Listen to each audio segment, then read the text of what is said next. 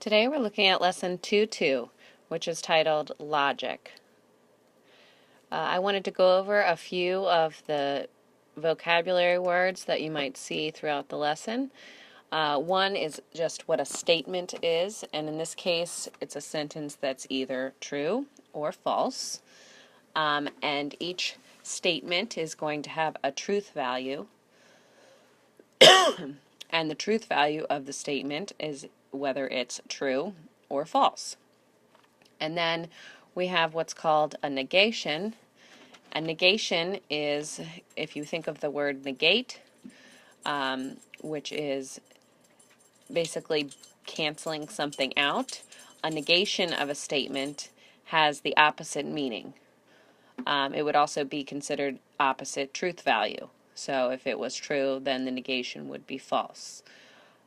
Two or more statements, and they can be joined by an and or an or, are called a compound statement. And then a compound statement that has an and is called a conjunction.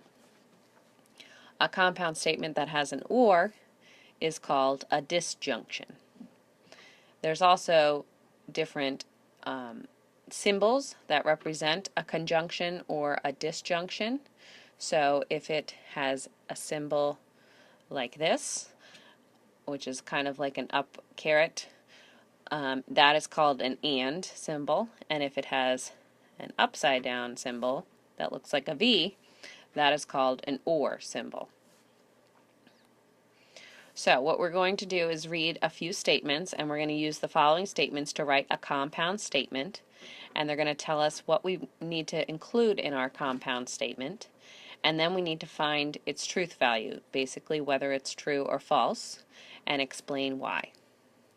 So the statements are, for letter P, it represents the figure is a triangle. Q, the figure has two congruent sides. And R, the figure has three acute angles. So the figure is drawn here, and that we need to decide P and Q.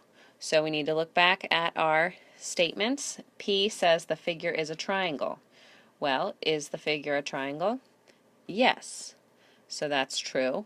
And then we need to also have Q and analyze that.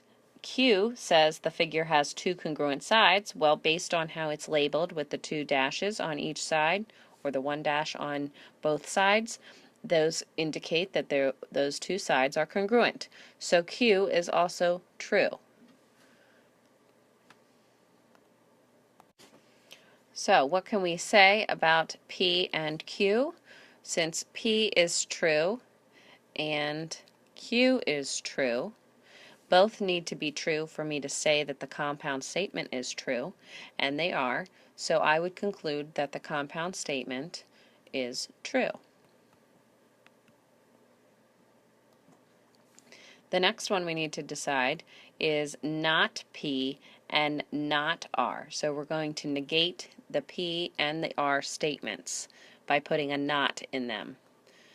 So if we go back to the P statement, it says the figure is a triangle. Well, I would say the figure is not a triangle. And then Q, which is false. And then for the Q statement says the figure has two congruent sides, so I would say the figure does not have two congruent sides, which is also false. So if I put that together, both are false, and we have an and in between, which if both are false and it's an and in between, we conclude that the entire statement is false. The next, we have another set of statements here. We need to use the following statements to write a compound statement, and in this case it's going to be a disjunction, so it's going to have an or symbol, and then we need to again find its truth value, so state whether it's true or false. So here are our statements. January is a fall month, represents the letter P. January has only 30 days, that represents the letter Q. And January 1st is the first day of the new calendar year. That represents the letter R. So our disjunction is R or P. So we need to think about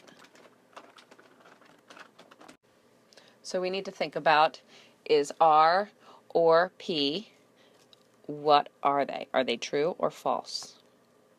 So R states January 1st is the first day of the new calendar year. Well, that is true.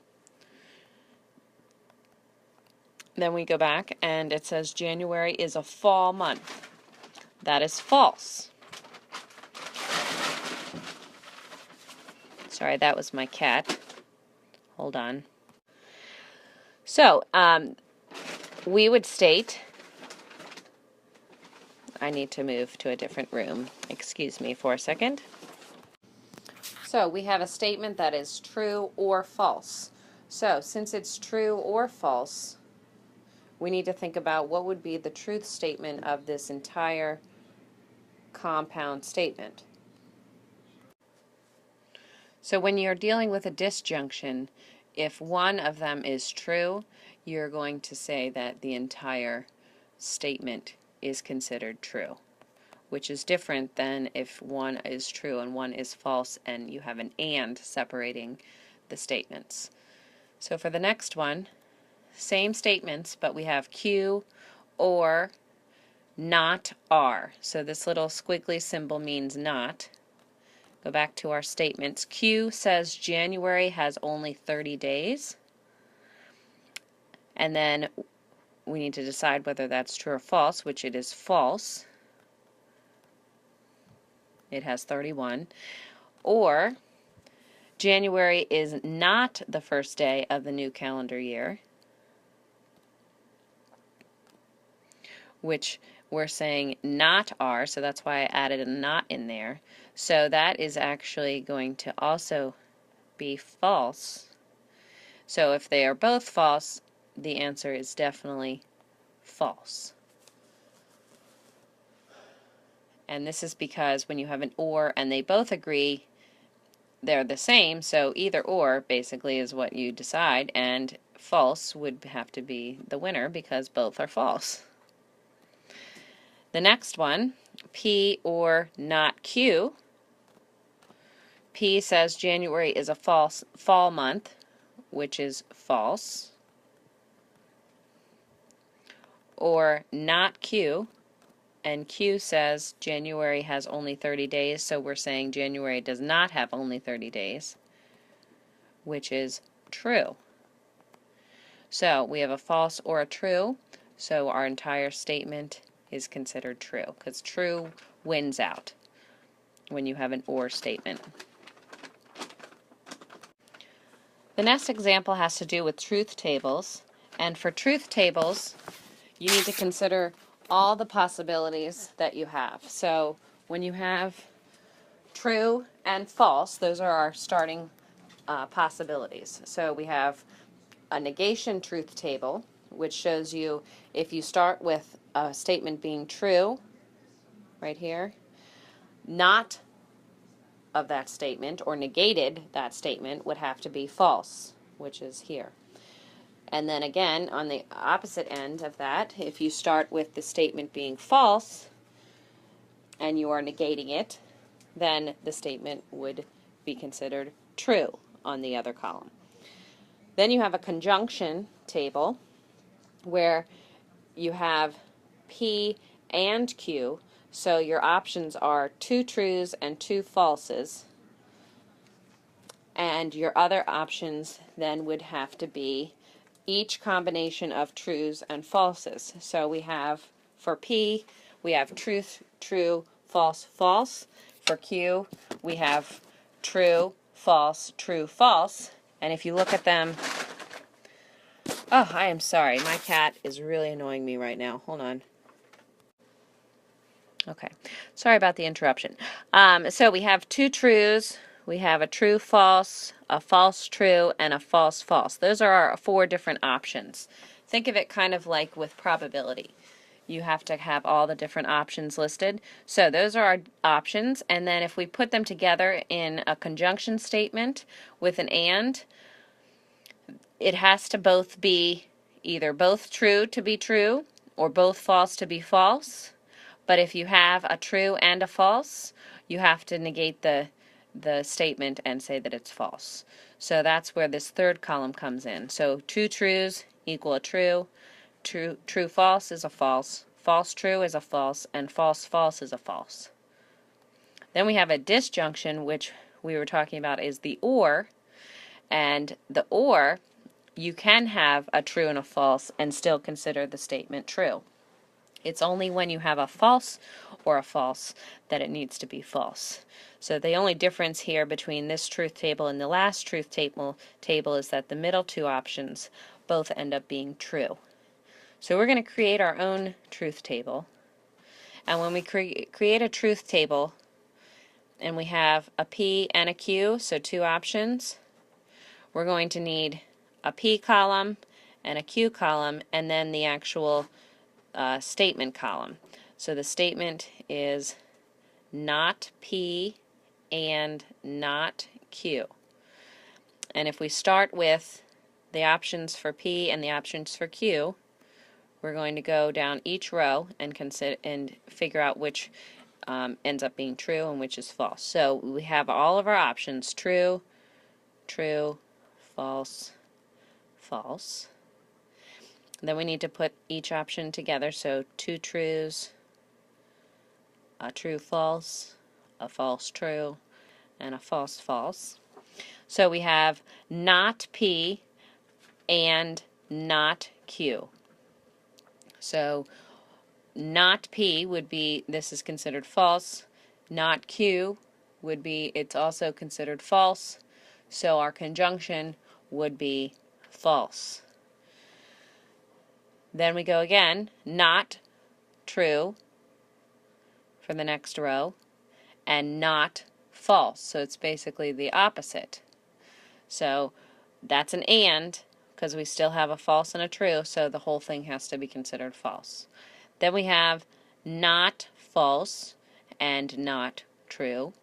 So we just basically flip it. And again, we have a true and a false with an and, which is going to make the entire statement false.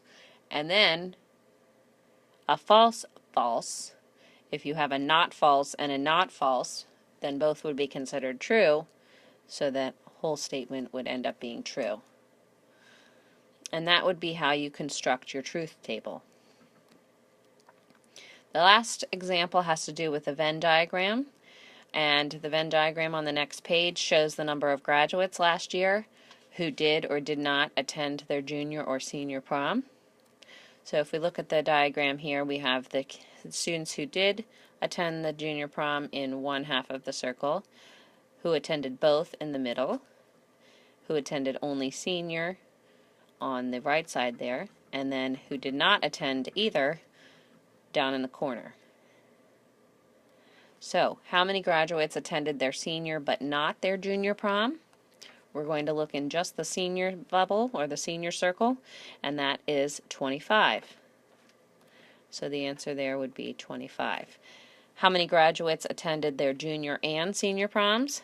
That is going to be where we have the middle, where they overlap. So that would be 123. Next one, how many graduates did not attend either of their proms? That we talked about was this number here in the corner, not part of the diagram, and that's 37. And then this is a question about the entire Venn diagram. How many students graduated last year? Well, all of the students are considered graduates, so all we need to do is add all of it up. So we would add it all up, and we'd get 85 plus 123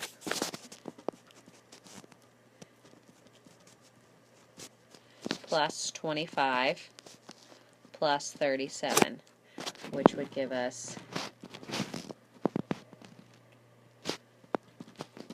270. So 270 graduated.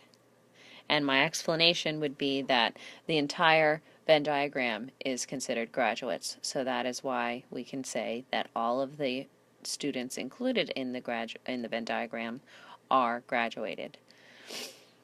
And that concludes Lesson 2-2.